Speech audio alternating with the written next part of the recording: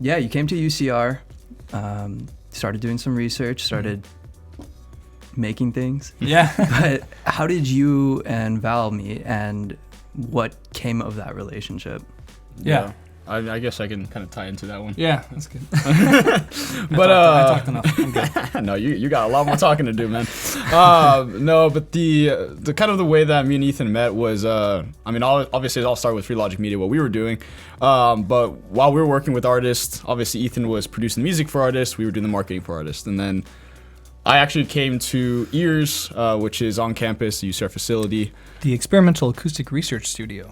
Nice little plug. I like it.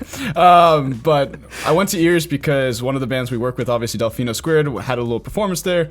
I came, and Andrew Europa, who is also in PCT, was, do you want to meet Ethan? He's the top dog here, pretty much. That's the He's nice crazy.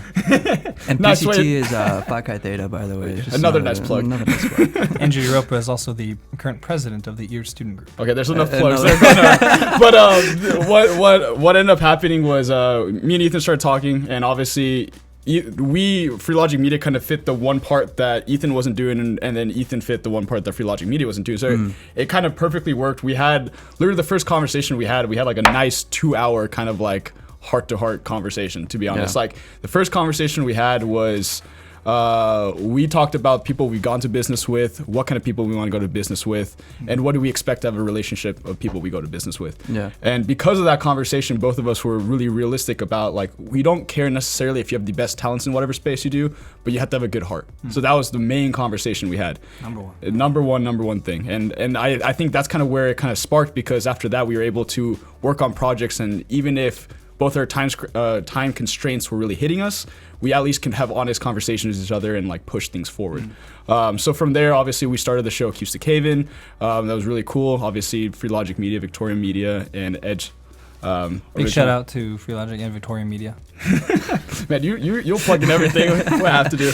But then after that, Ethan invited me to his wedding as well. So that was an awesome opportunity to see Ethan get married, even though I'm his second wife at this point with the amount of work that we're doing. But that kind of went into that kind of quickly led into Ethan messaged me at the start of fall quarter. He's like, "Oh, do you want to help me with my dissertation?" And I said, "Sure," because what he was talking about was making something immersive. I've always wanted to get into immersive technologies, especially as a gamer. That just sounded awesome, but I didn't really have any idea what he was talking about.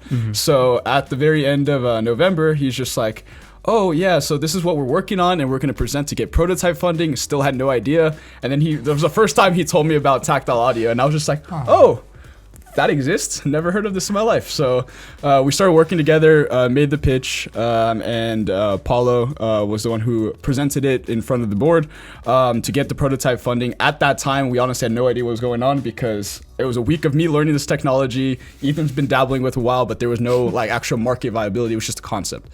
So after that, it was we kind of sat down. We're like, okay, there's a technology. How do we make this now into a product? Right. What kind of product do we create? What actually has market value? Because the one thing that I've learned throughout my life is if you put a bunch of engineers in a room, they're going to make something that's so dope that nobody's ever going to buy it.